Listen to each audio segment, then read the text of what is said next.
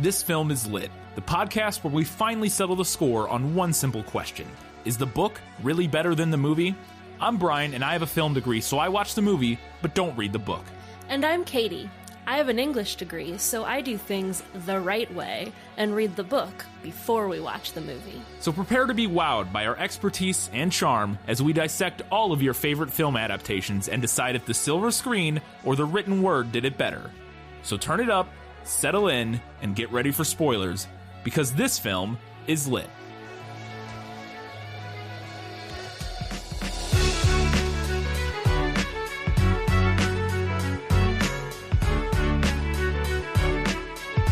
Can you hear the bells? In perhaps the longest theme park ride pitch in existence, it's the Polar Express, and this film is lit.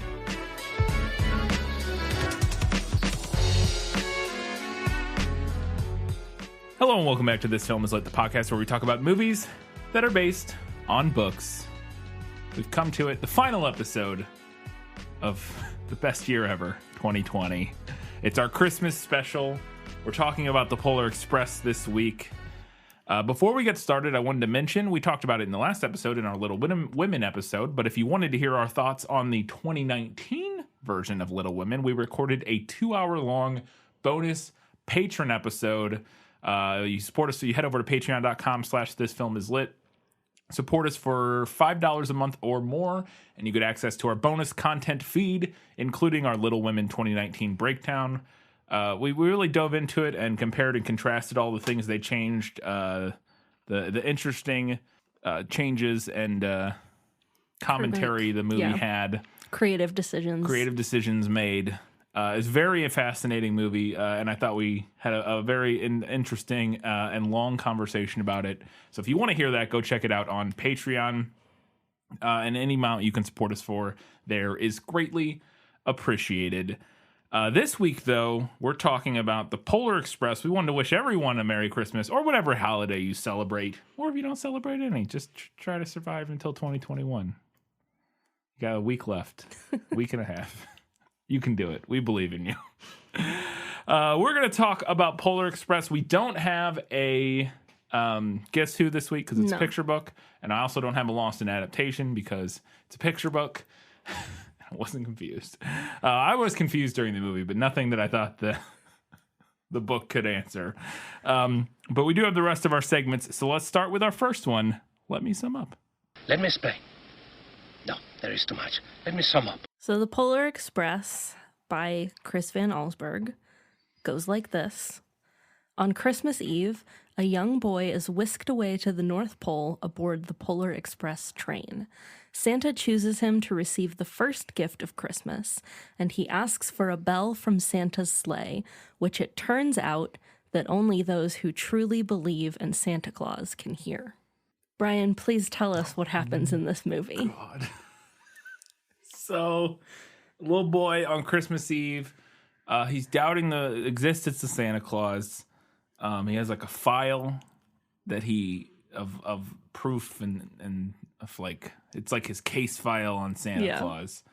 And he's doubting that Santa Claus exists. And then the Polar Express shows up on his street and whisks him away to an hour and a half long thrill park ride that is just nonsense after nonsense, ultimately leading to the North Pole. We spend a long time on the train before we get there. There's a hobo on the roof with a hurdy-gurdy. I don't know what that's all about necessarily. Ultimately, they end up in the North Pole. Our main character, Hero Boy, and Hero Girl, and some other characters know it all. And they end up finally getting to the center, the town square where Santa Claus is. Hero Boy decides he does in fact believe in Santa Claus. He then sees Santa Claus, who gives him the first gift of Christmas, which is a bell, which he then promptly loses because he's an idiot and forgets that there's a hole in his pocket, which I remember vaguely from the book, I think. And then Santa's hoes out of there and then delivers toys. The poor kid learns to not be poor, or to, I don't know. Hero Girl learns to lead people. I don't know why that was her character arc, and because it didn't seem like relevant. And our boy, Hero Boy, learns to believe, because that's the whole point of the movie. They all go home. Hero Boy gets the bell that he lost back as a gift from Santa. The poor kid gets something. We don't know what it is. They never show us what it is. Big box full of something. And Hero Girl, we don't ever see again at the end.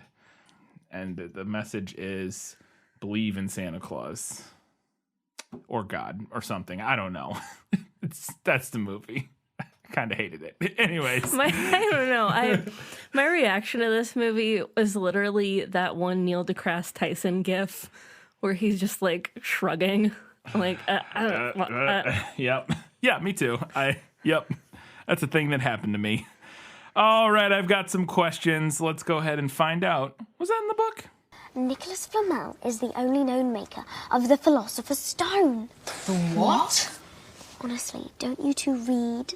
So obviously we talk about this every time, but with these kids' picture books, very little of what is in the movie is in the book, or very little of much of what is in the movie is not in the book because it's translating a 10-page picture story into a hour and 45-minute long movie. But there were some little details, and I have read this book years ago when I was a little kid. I remember nothing about it other than there was a bell and like Santa shows up, and there's a train, but I don't remember like any of the details of it.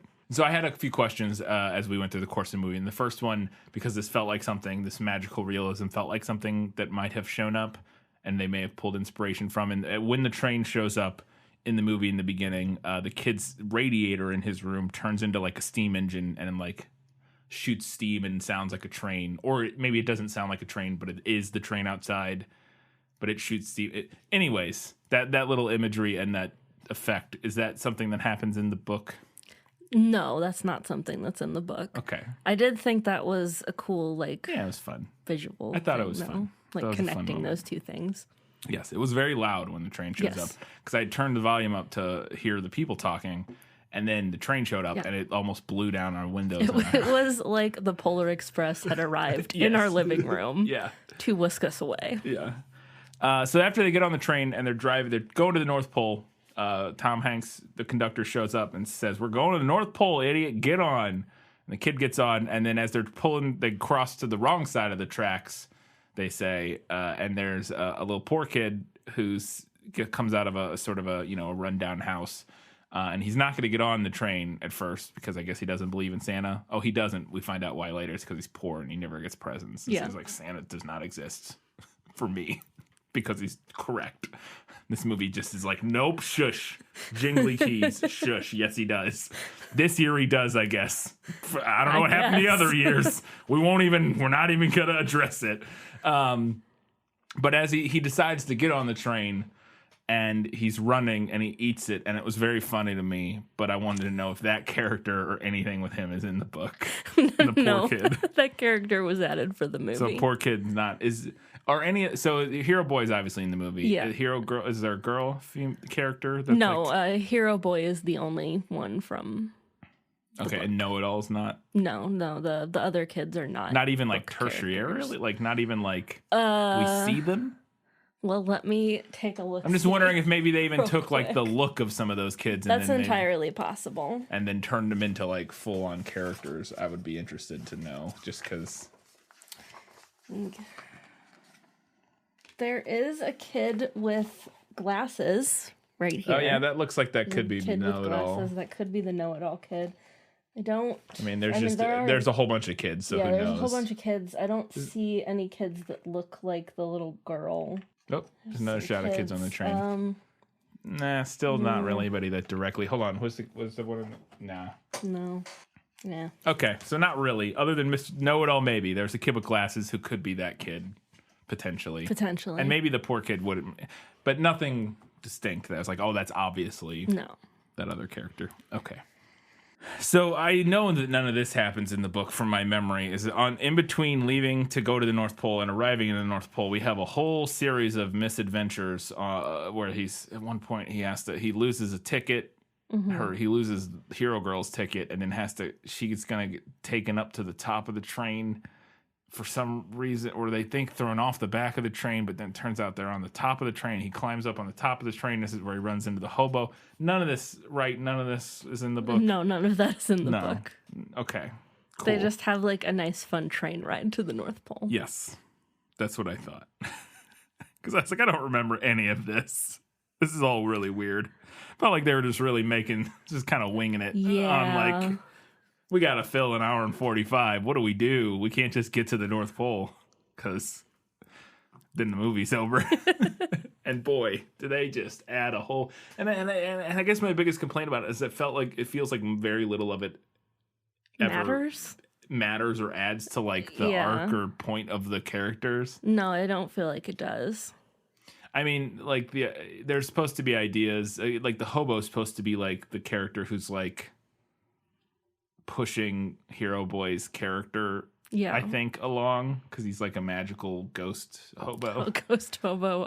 But I don't feel like he ever meaningfully impacts Hero Boy's arc. But I think he's supposed to. I guess we'll get into it more later here and momentarily. But they get to the North Pole, and all the elves show up. There's a whole bunch of nonsense where they're in like the ship, the gift packaging, and like all of that is crazy nonsense. And we'll talk more about it shortly.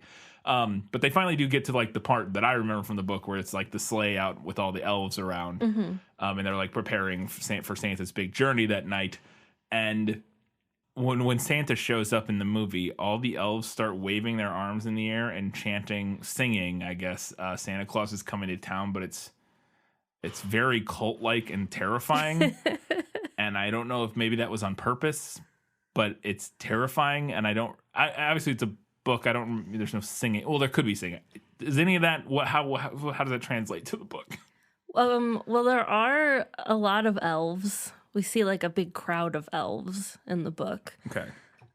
They don't sing that we know of. Okay. And we don't like interact with any of the elves, so I can't really verify their level of creepiness. Okay.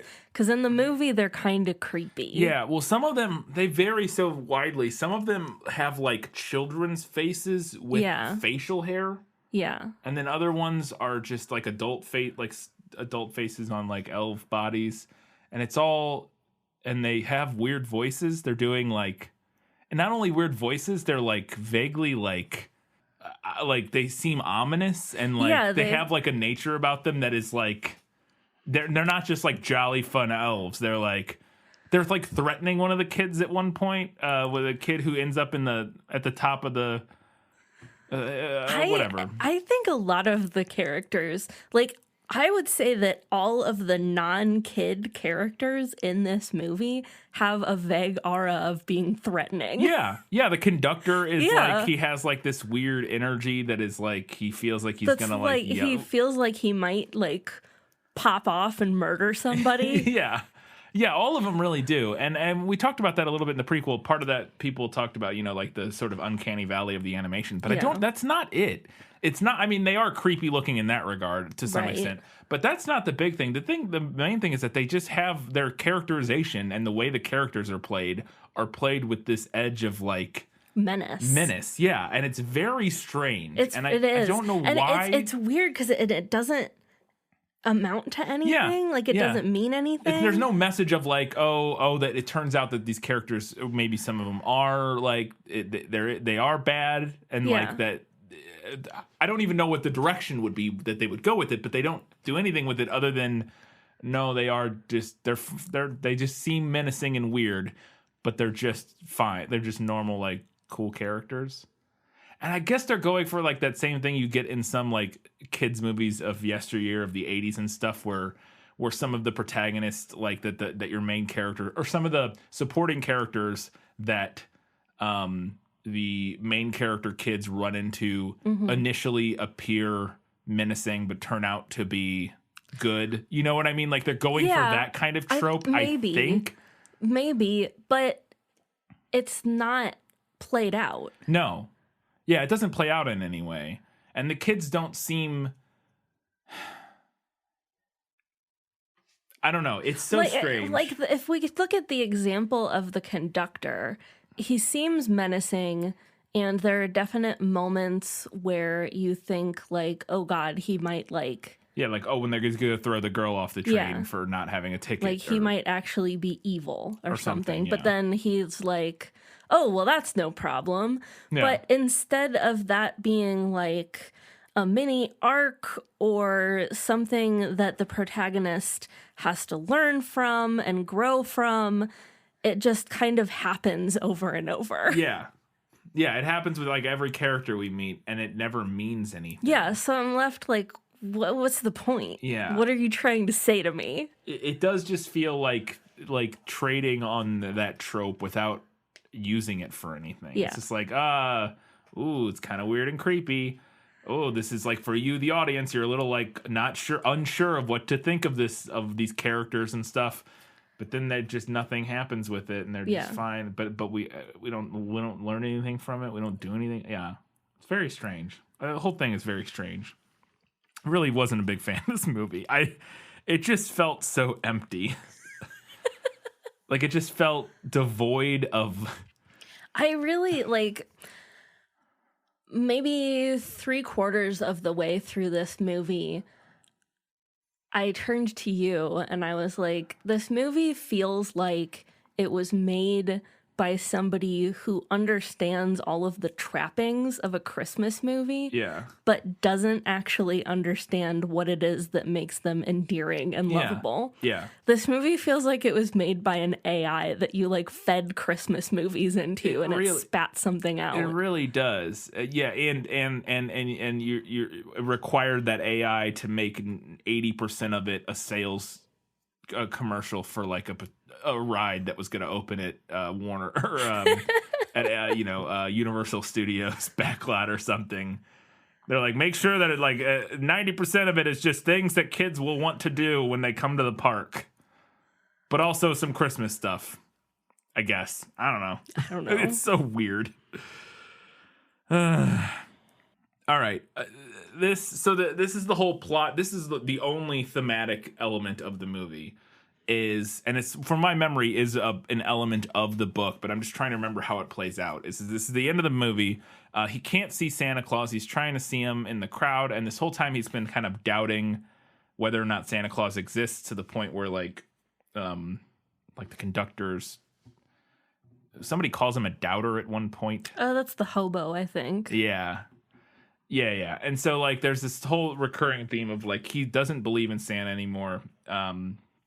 He's kind of doubting the existence of Santa Claus, and he gets to the big thing, the big Santa, the North Pole at the end, and he still wants to see him, and he can't hear the bells like everybody else can hear these bells, because all the other kids believe in Santa, and they can hear the bells on the reindeer. And I remember vaguely something about not hearing the bell versus hearing it in the book, but I don't remember the details. And then he keeps trying to see Santa through the crowd. He can't see him, and then the bell flies off the reindeer. One of the bells flies off the reindeer, and our boy picks it up and he shakes it and he can't hear it. And then in this moment, he's just like, I believe. He says out loud, I believe in Santa Claus or whatever. And then he can hear the bell ring, and then he sees Santa, and Santa's right there. And then he gets the present of the bell as the first present of Christmas. Seemingly being that the arc is he learns to believe. That's the whole arc. Is that what happens in the book? And then I want to talk more about this, because this is so strange to me.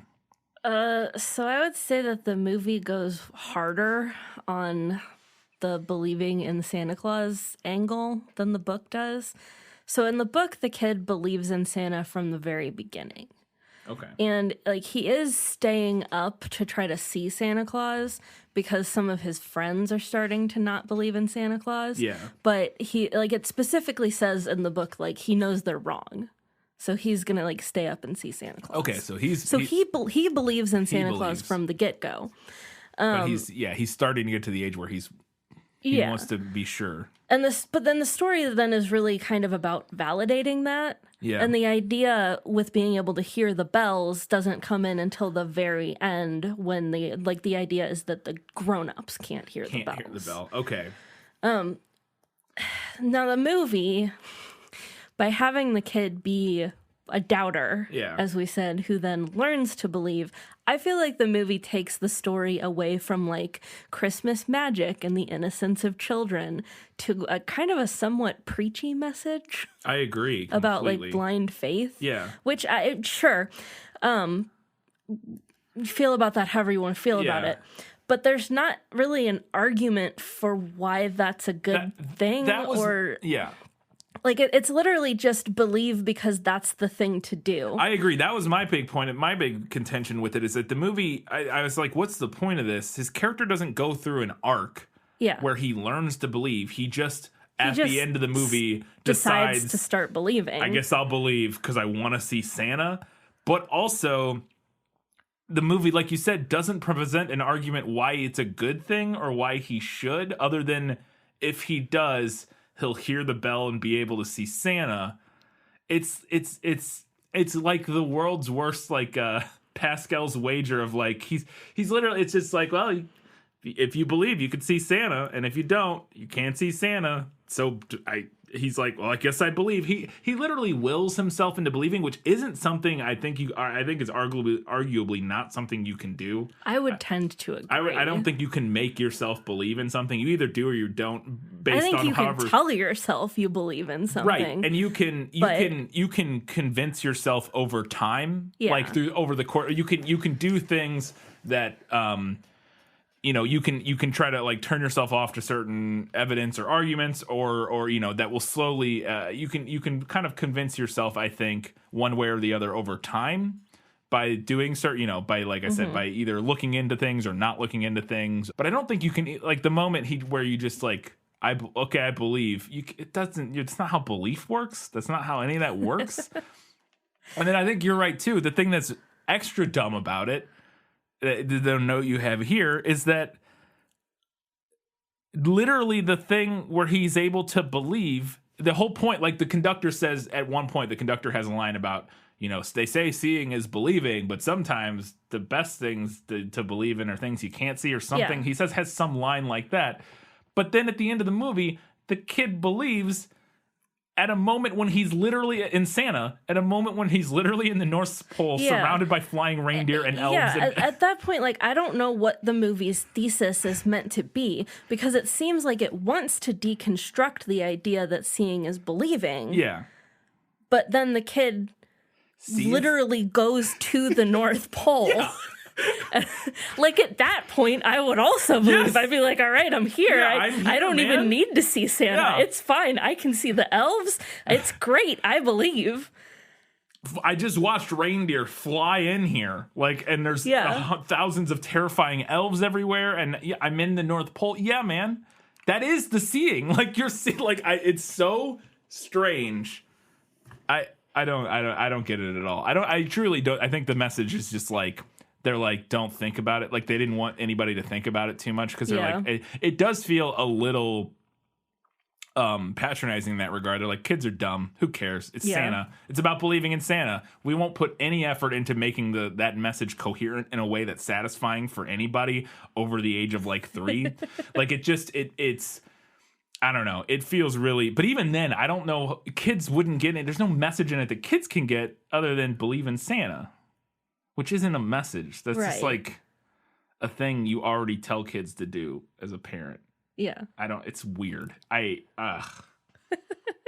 mean, ultimately, I talked about this in the prequel, that I knew I was going to have issues with sort of the moral message of this movie just being like faith, which is basically, well, at least for him, it is. Yeah. But the other messages aren't good either, or at least the one for the poor kid is also terrible, which we'll talk more about. And everything is just muddled, and there's no clear through lines. Like, to me, it's another point in favor of my AI theory that, like, we're just, like, feeding ideas into a machine and it's spitting something out that, like, almost works. Yeah. But if you think about it for more than, like, 3 seconds, doesn't. Yeah. Yeah, because it never presents, and that's the other thing, is that, so if you would wanted to make belief the message of your movie, like believing in things is good, which I can agree sometimes in some situations that, like, there is a message that you could craft where having a belief in something could be a positive thing, because obviously nihilism can cause issues. You don't want, so like if it was like believing in love or something, you know what I mean? Like that was because and believing in love's a weird way to put it, but if that was like the message, is trying to get our character to go on this arc where they're able to believe in that love actually does exist because they come from a home that is broken or whatever. I don't know. I think one of the things you need to present to make that arc satisfying or meaningful in any way is a point in the beginning where this character's lack of belief is somehow detrimental or bad or causes any sort of issues for them. Yeah. Because it doesn't. No. In the beginning of this movie. Like, that's, you know what I mean? Like, there's no... We're not, he gets to the end and now he believes, but it doesn't seem to improve his life in any meaningful way. Like, other than he can hear this bell. Exactly. I don't understand. Again, it's just like, what's the arc? What's the message? Just believe and don't think about it. It's a terrible, I hate it. I hate it so much. I'm not a fan. Okay, another question I had is the whip.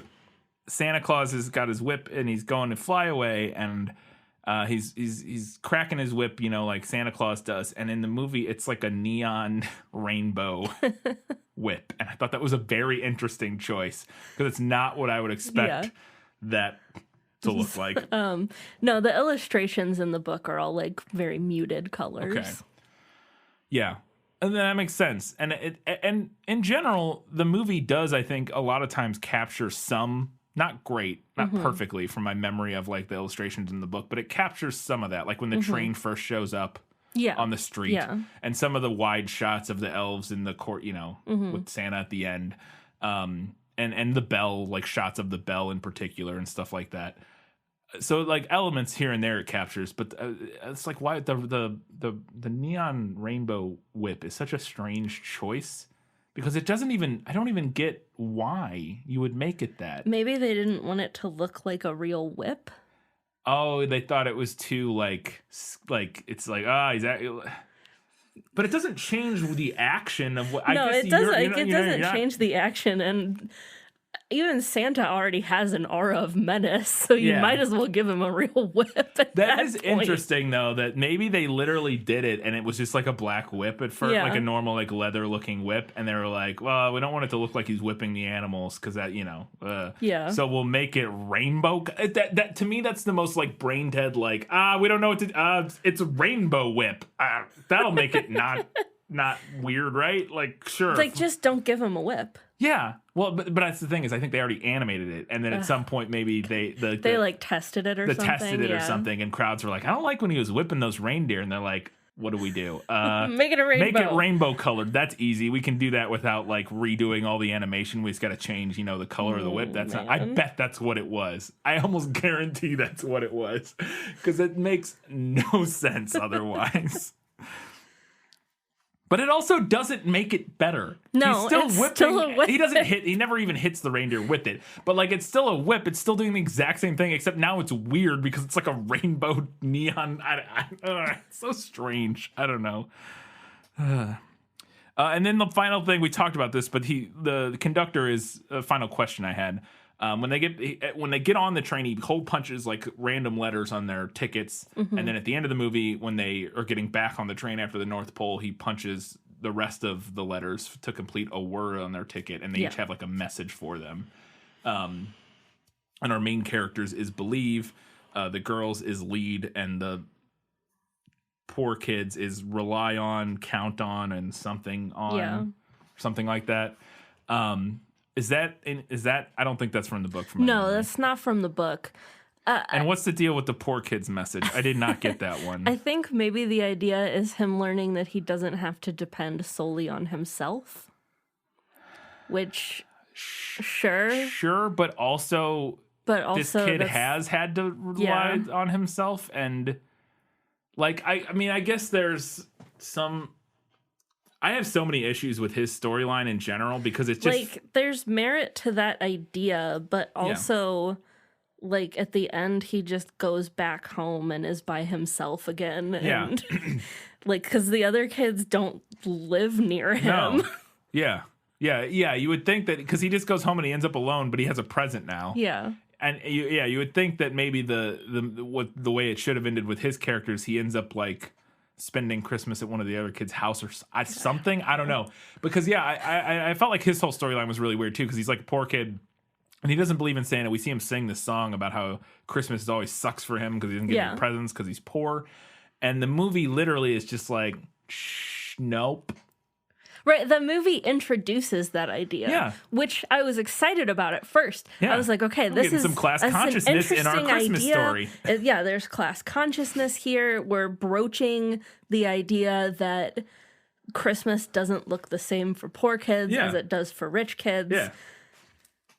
But then they do nothing with it. They do nothing with it. They literally just magic. Now you got presents. Merry Christmas. You got a present. You got a present. Merry Christmas. Now everything's fine. Everything's fine. Your life definitely won't go back to being terrible right after this. Poverty is solved, you guys. Poverty is solved because you got one present for Christmas this one time because of magic. Come on, man. It's so bad. It's such a... Yeah, again, it just doesn't do anything with this, like, really interesting... compelling stuff, story point, narrative point they bring up. They're just like, well, that's depressing. We don't want to actually deal with that. He gets a present. Everybody's happy. The end. Classism solved. Ugh. Kind of hated this movie. Alrighty then, let's go ahead and talk about what Katie thought was better in the book. You like to read? Oh, yes. I love to read. What do you like to read? Everything. The conductor in the book is less creepy. He does not have an aura of menace, so I liked that better. I didn't care for any of the manufactured drama in the middle of this movie. The ticket with like stuff. all the ticket, and like it didn't make sense because like why they go and the conductor and the girl go into the other cart to talk to the poor boy. Yeah. And then the hero boy sees her ticket and he's like, I gotta give this to her right now. Yeah. And I'm like, why? Why? Like, there was no reason for him to think, like, just hang on to it, man. And when she comes back, be like, here's your ticket. I didn't want you to lose it. Yeah. But there's no like reason presented for him to think that he should have to cross the cars to give it to her right now. Yeah. Yeah. The only reason that the movie could possibly present for that is that kids make dumb decisions sometime. Which sure. But like also that's a lazy reason. Yeah. And it makes no sense. Yeah. And yeah, and then he gets it back, and then it's lost again. Yeah, and then they think that they're the conductors. I guess again because of the air of menace they've created around this conductor, the kids think he's gonna throw the girl off the train. So he has to go chase him down and stop. Is he gonna stop the conductor somehow? I guess. Know. And then they're on the roof of the train for some reason. Yeah, he gets up on the roof of the train and doesn't get blown right off, which I feel like that's what would maybe happen because he's a little kid. But the thing that's weird to me is that so the conductor took the girl up there and they walked to the front of the train so that she can go sit in the engine room because he thinks she doesn't have a ticket. Is he exploiting child labor? I don't know. And I'm like, he gives them the tickets. Yes. They didn't have them to begin with. So he knows that she would have one because he makes them all appear. Yeah. What are the rules of this universe? And again, it's all like, oh, he's like this omniscient, like, you know, he's making this all happen for this journey to play out for this kid. But again, the journey doesn't teach the kid anything from that I could parse that made any sense. Like the idea would be that even though maybe none of this makes sense, is that the conductor's doing this for a reason. Right. To have this kid do this journey and talk to the hobo and do all these things. And again, it's all just to get him to believe in Santa. But what does any of it have to do with him believing in Santa? Nothing. I don't know. No. My next two notes say, "Why is there a hobo on top of the train? I do not like this hobo." The hobo is not in the book. No. I really can't even quite describe. I just didn't like the hobo. I didn't understand the point of his character. I didn't like his additional aura of menace. Yeah. I didn't know what he was for or why he was there. He was there to teach our main character, kind of push him in the right direction and try to teach him some whatever. Like, I think is the idea. Yeah. But it doesn't. But it doesn't pan out. No, not really. He just kind of disappears after a while. He's like, "Good job, you believe in Santa." At the end, he fades into snowflakes and blows away. And I was like, well, and then I was like, oh, is he going to end up being Santa? But it doesn't seem like it. Like, No. is he like incognito Santa? Which that would have been interesting. Right, but it doesn't look anything like Santa No, it doesn't later. seem like he is. I mean, it is Tom Hanks. Both of them are, but they Everybody's Tom Hanks. Yes, everybody's Tom Hanks, but they look completely different. Like it doesn't. You're not like, oh, that was Santa, like in disguise. Yeah. Oh, okay, that's not what it was. It was just like I don't know. He's the creepy hobo made of snow. Who is he? Jack Frost? Maybe I don't know. It didn't make any sense. I didn't like it. And then when we get to the front of the train, Oh my gosh. we meet the two engineers who contrasted with all of the other characters who have an aura of menace, as we've said. The engineers are like over the top cartoony, like way over the obnoxious. top. And just super obnoxious, and like the scenes with them were like really like drawn out. Oh, way too long. the movie made me want to turn it off during their scenes because they're so loud Yes. and obnoxious to the point where I was like, even kids, I think, would find this not enjoyable. Like it was just like noise for noise's sake with them, Yeah. and I was like, I hate this. I kind of hate this. And I mean, luckily they're only on screen for about 10 minutes, but it feels like an feels like an eternity. And yeah, they're like yelling constantly and like banging things screeching and fighting each other. And then there's the whole scene with the caribou and the beard where he's like screaming at the caribou, and it's all it. that whole hated sequence. Was it's giving me a headache. Like I was like, Yeah. I can't. If the movie keeps doing this, I can't do it. This is terrible. And luckily, it gets a little bit, less obnoxious after that. But all of that was so bad. Ugh. So then we go through a car on the train that is full of Old toys. old, broken, dilapidated toys and a bunch of really creepy puppets. Yeah. Which, first off, I don't like puppets. So that was like an automatic no for me. Any Yeah. kind of like puppet marionette, especially like ventriloquist dummies, it's a no for me. Yeah. But then the movie also introduces this idea that's like mildly interesting, that like they gather up toys that have been discarded and like rehabilitate them so they can be reused. Yep. But then we don't do anything with that. Never again seen. Never again mentioned. They walk through that car one time and they say that sentence, and then we never hear from any of that ever again. And I'm like, what? I had forgotten until just now that when you said that we don't see anything. Again, that's like a mildly interesting idea. Yeah. Like, tell me that story. Yeah. Or do anything with it. Just do a thing. Do a thing with it. Yeah, you're right. They don't do anything. Yeah, they say that, and then It's literally never mentioned comes back. again. Oh, this movie's so bad. 4 stars out of 4 by Roger Ebert. That man had no idea what a good movie was. He was just winging it.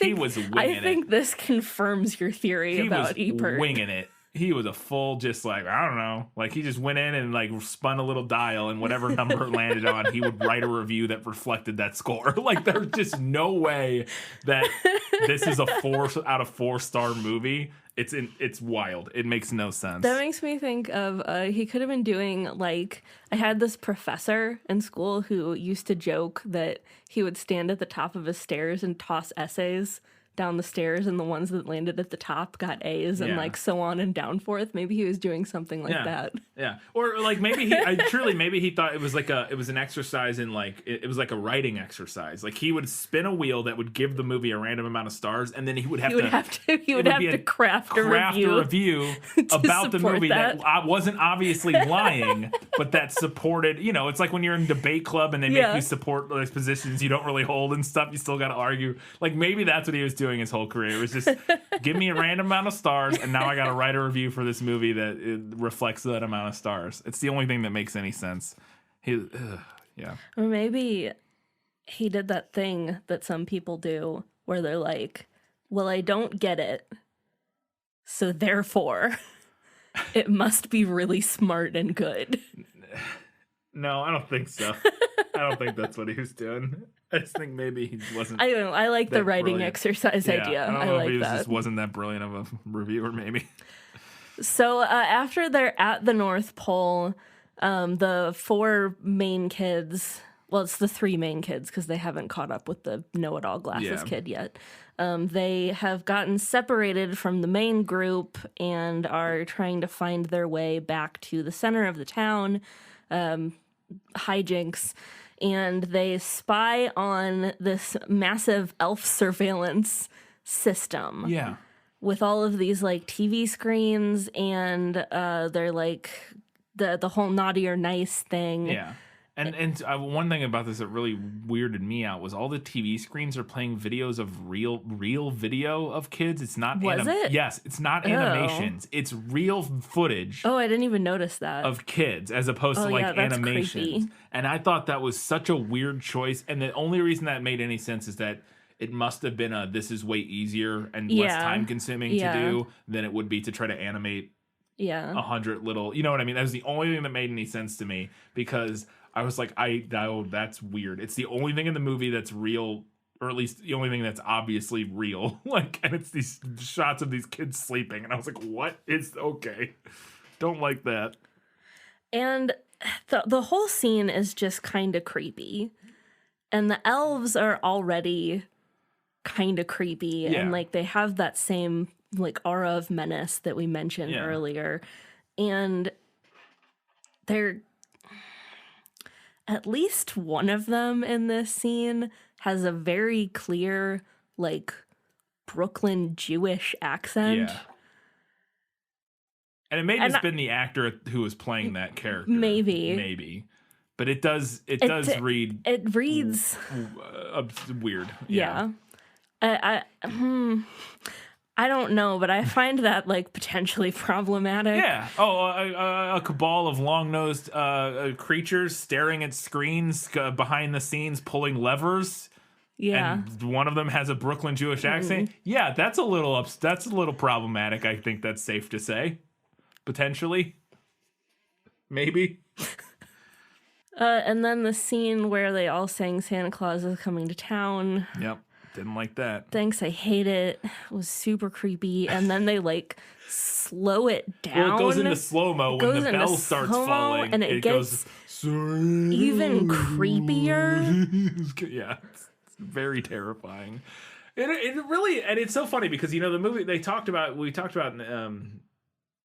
the prequel about how reviewers and stuff talking about how creepy it was. And I assumed that was all to do with just like the way the animations looking looked. kind of strange, but that's not all it is. That was just like the least of my concerns. Yeah, there are some. I mean, there are definitely some. In particular, I had a note about the hot chocolate dancer guys when they come out and start doing their song and dance. They're doing like a big song and dance number, but if you look, all of their faces are like. Like they're just solid, not moving, not smiling, they're just like they're like a mask, but they're doing all this crazy like big ballroom dancing, like, you know, big like 40s like movie big number stuff, dancing on tables, but they don't emote at all with their face, and it's terrifying. It's so terrifying. There are definitely some like creepy moments, like Uncanny Valley moments in this, but it was truly the least of my concerns. Yeah. And I am glad that I never saw this movie as a child. Yeah. I mean, I was in middle school when it came out, Right. but I really think this would have scared me. All right, let's go ahead and talk about what you thought was better in the movie. My life has taught me one lesson, Hugo, and not the one I thought it would. Happy endings only happen in the movies. I do have a couple things here, All right. despite the obvious trajectory of this review. I liked that his sister and his parents have a couple beats at the beginning to like set up what his home is like, Yeah. and kind of the background for our main character. I liked the idea that the Polar Express arrives for him because he's starting to not believe in Santa. I don't like where it ends up and like the overall messaging by the end, but I think that is an interesting and relevant hook for Yeah. a kid's movie. But it's also weird it seems that I guess it has a different reason for why each kid gets picked up. Yeah, because most of the kids don't have a problem. No, they with all believe in believing Santa. And like that's because like that's what his ticket says at the end. I guess they Yeah. all have like I guess it just But finds kids that it finds kids that need character arcs. yeah, and then doesn't give them any. Great job, Merry movie. Christmas. I liked that the ticket appeared in his pocket. I thought that was sufficiently whimsical. I also liked that the movie plants there being a hole in his pocket because that's important later. I thought the part where the train was like sliding around on the frozen lake was kind of interesting. I thought there were some interesting stakes to that. Maybe the most interesting part of the whole movie that doesn't go anywhere. It was But cool. I mean, it was cool a fun looking. sequence. It would have been more fun if it was like the main one of those sequences. Yeah, It's just I so many agree. other ones. Like we get like the whole like it's a roller coaster every 5 minutes. No, so yeah, it definitely it's lessens. there's all of the roller coaster sequences, but I thought this one was like the most interesting action beat. for sure. Yeah, if it hadn't been like I said, it was just sort of cheapened by all the rest of them. Yeah. To the point where I was just like, I don't care. Like at this point, like I was like, whatever. But it was interesting, like driving on the ice and then like where the ice breaks and they fall on the tracks and it's cool. It's a fun, fantastical like action sequence, and I thought it had cool moments and elements to it. I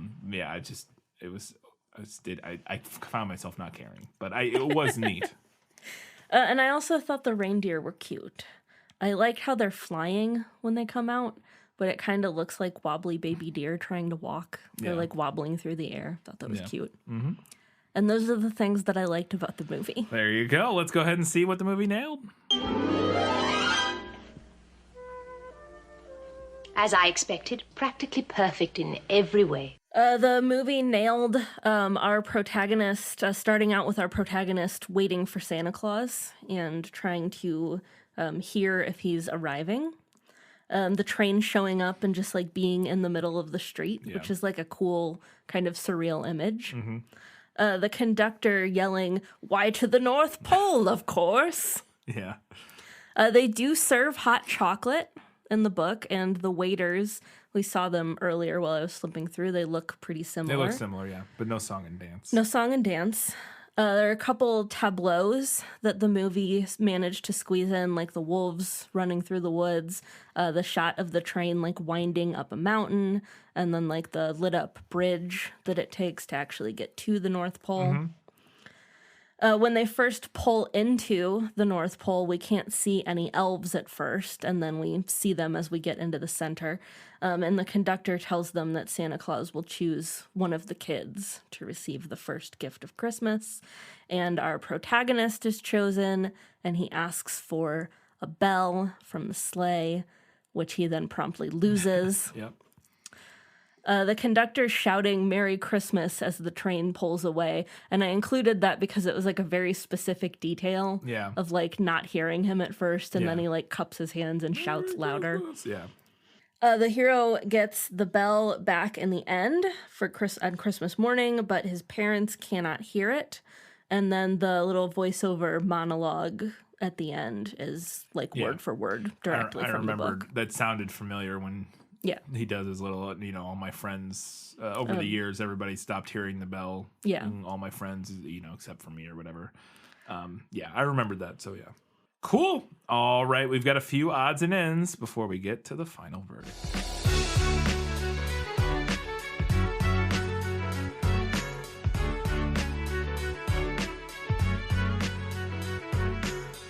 I'm going to talk about this kid's Santa file.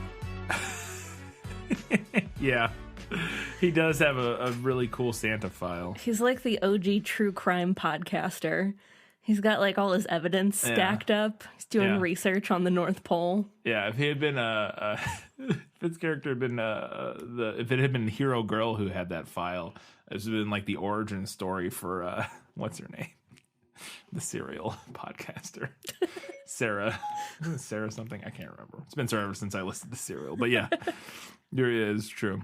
We talked about the dancing during the hot chocolate scene, but I got to talk about Tom Hanks just yelling the words "hot chocolate" over the top of big band music. It's a choice. It's not good. It's one of those things that made me. I found it so grating and like not fun. Like the number was fun, like kind of. But like Tom Hanks just like he's not even singing. He's just yelling "hot chocolate" like over the top of this thing over and over in different ways. And I'm like, what are we doing? Why are we doing this? I don't like it. They also made them all drink their hot chocolate really fast. Yeah. And if like you have to drink it during this number. During the number. And if you don't, we take it away. Because the girl has to hide away. Yeah, she has to hide hot chocolate to take to the poor kid who won't join them all in the car for some reason. Because he won't rely on people. Because that's what relying on people means, is being in their vicinity. I don't know. Can we talk more about the roller coaster? Oh my tie-in? goodness. It's half my notes. It's half my notes. How many did we count? I believe at least 5. At least 5 separate, distinct sequences where we go into like a ride sequence. Yes. And get like first person perspective, like. And which, if this was presented as like a 3D movie, maybe that could be fun. I looked it up, and this was released in IMAX 3D. Okay. I went back and checked. So that could work, I guess, if they did it for that reason. I feel like maybe they were trying to capitalize on that, but I also feel like still, like, out of all of the things that they could have done for 3D, they went with 5 very similar they're all sequences. the same. It's just a roller coaster. It's just 5 different roller coasters. Like, it's like, the first one is just the train on the tracks, and then the second one is the train on the tracks doing something different. Oh, and then it's them on skis for a while. They're on skis for a while, and then when we get into the North Pole, we're like going down a slide. And before that, they're in that one car that breaks off, and it's going around. It's like sliding through the city, all different places, and then they get into the packaging, like the gift packaging place, and then they're literally sliding down slides. Oh, there's the part with the air pneumatic tube thing, like at the bank that they get in, that shoots them around, and that's a whole other ride. And it was just nonstop. It was nonstop. And they're all the same thing. I would honestly love to know if they were hoping to transition this into like a Universal Studios ride or something. Like, was that the part, at least part of the thought process of like, we want to make this a ride? Yeah. Yeah, I don't know. It could be because now that we know it was IMAX 3D, it could have just been, we want to make this a fun IMAX 3D movie. That could have been the whole idea behind it, as opposed to like, let's make it a ride. I did look up, and there was a ride for a while at like SeaWorld or something that somehow, I don't know. That's random. It took over an old ride that was it filled in for a while at like a SeaWorld or something like that as like an experience, but for like a few years. But it didn't sound like it didn't seem like it was like, oh, we're definitely like, it just kind of seemed like, it showed up as like years after the movie came out, like in 2007 or 2008 or something, it showed up as a ride at SeaWorld or something like that. Anyway, so I don't know how much they were banking on it being a ride. It could, in retrospect, just have been like, oh, let's really like lean into the 3D IMAX. Though the other criticism that I would give to that is that I feel like the 3D aspect of your film shouldn't be to the detriment of just seeing it like a normal film. Yes, absolutely. And I feel like this was to the detriment. Absolutely, yeah. Yeah, you could cut half of those scenes, or at least cut them down significantly for the normal release, because because you do get so many of those like first person perspective views, which work really well in like a 3D IMAX environment. But yeah, it does nothing for you when you see it. We were just like just sitting on our couch, and I was like by the third one, I was like, what is going on? Yeah. They just keep coming. Yeah. So it was not a fan. When the little poor kid gets on the train and sits in the very last car, I was like, all right, I need this little poor kid to murder his way through the bourgeoisie to the front of the train. I need that to happen right now. I need this movie to turn into Snowpiercer. Or Snowpiercer crossover. Yes, that'd be incredible. I mentioned this earlier, but I would like to know what the rules of this universe are, because it seemed very like flimsy. There are no rules. Like the train needs tracks when they're on their way to the North Pole, because it was a problem that like the caribou were on the tracks, and then it was a problem that the tracks were under the ice. Yeah. But like it doesn't need tracks while it's picking kids up. It can just like go Drive down wherever their through street. neighborhoods. Yeah. What are the rules? Yeah, no rules there. Yeah, because you're right. It does become a big thing where it's like, oh, the tracks are gone. We're skidding out everywhere. We didn't need tracks earlier. No, they just drove down the street. We talked about it, but it truly did feel to me like this movie was scientifically engineered to be as annoying as possible.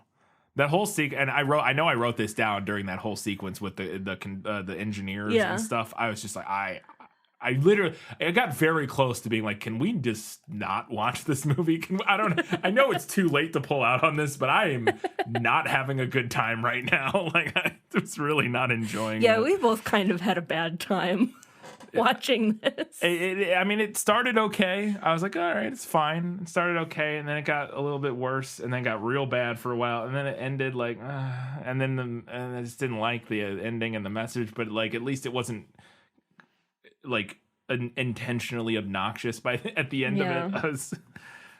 I was so relieved when we got back to his house. Yeah. I was like, oh, thank God we're off the train. I also, this is going to be my last note here, but I just want to point out that the poor kid looks like the youngest brother from Malcolm in the Middle. It is Dewey.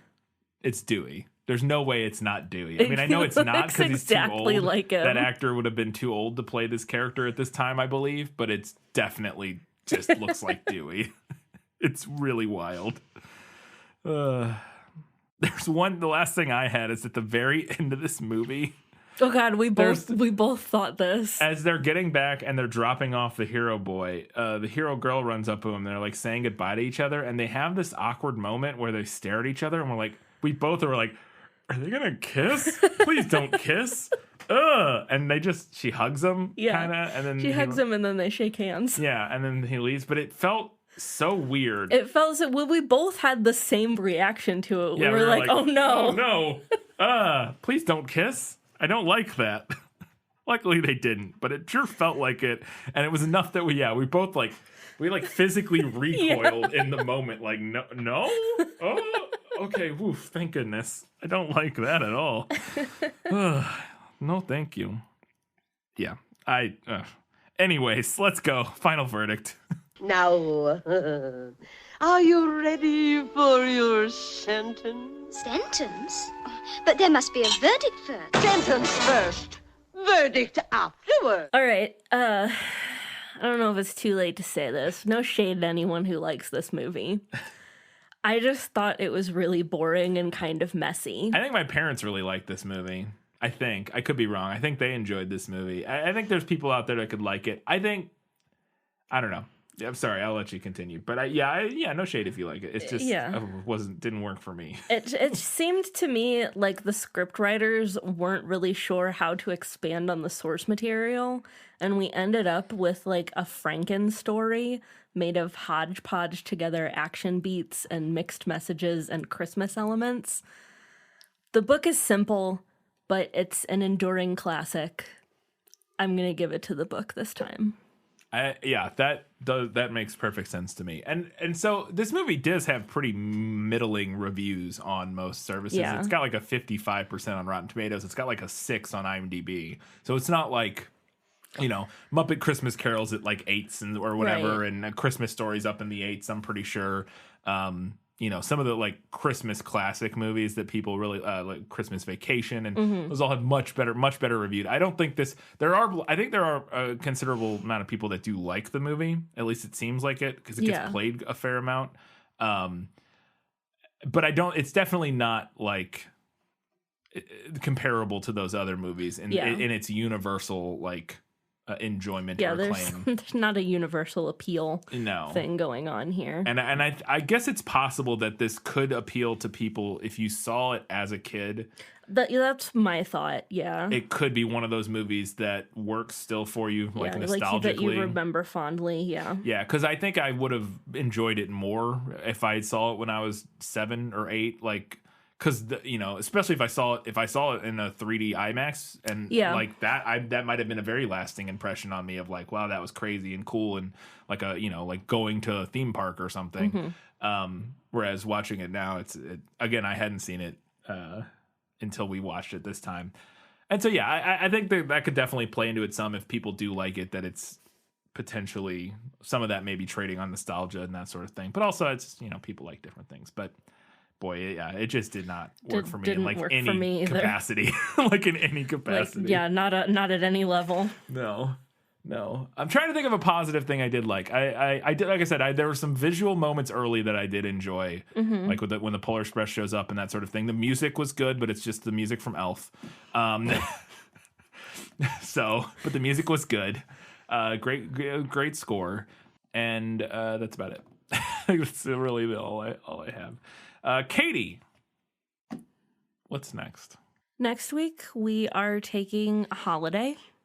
Yep. Taking a week off, so there will not be an episode out next week. And then after that, we will be kicking off 2021, thank God, with a patron request for the Phantom Tollbooth. What is that? It is a children's book from the 60s that was made into an animated / live action movie. Like Chitty Chitty Bang Bang in style? the 70s, I believe so, yes. I've never actually... Bedknobs and Broomsticks? I've never actually read or seen it. Both of those work. Yeah. I have heard... Or Pete's Dragon? Sorry. I have heard that... Is it bad? No, that's not what I've heard. Oh. I am thinking of a way to say this. I have heard that you may want to be affected in some way to watch it. It's a movie that benefits from chemical alterations. That's what I have heard, yes. That makes sense. Just from the sound of it. The Phantom Tollbooth. I don't even know what that could possibly... I can see the cover in my head. I never read it when I was a kid, but I can see it's like a blue cover and there's like a dog, I think. Is there a toll booth? Maybe. Is it a ghost toll booth? Maybe. I don't know. So intrigued by the title. I will say that. The title's really got my mind spinning on what this could possibly be. So I'm... Because it sounds to me like a Nancy Drew book. Yeah, it does. Nancy Drew and the Phantom Tollbooth. Yeah, absolutely. It sounds like a young adult or a kid's book mystery, like mystery book. Yeah, like the Hardy Boys and the Phantom Tollbooth or something. Yeah. Yeah, but I think it's like a fantasy type of a thing. Interesting. Well, all right. That'll be our next episode in 3 weeks' time. And then we'll all find out what the Phantom Tollbooth is. In 2 weeks' time, we'll have a prequel, which will probably add a little bit more information as to what it is as we do our research for that. And until that time, guys, gals, non-binary, everybody else, have a wonderful Merry Christmas and a Happy New Year, because we won't be talking to you until after the New Year, right? Yes. So have a safe and healthy and happy Christmas, New Year, whatever holiday you celebrate during this time. And we'll see you in 2021. Keep watching. No. Keep reading books. Keep watching movies. And keep being awesome. I forgot who goes first.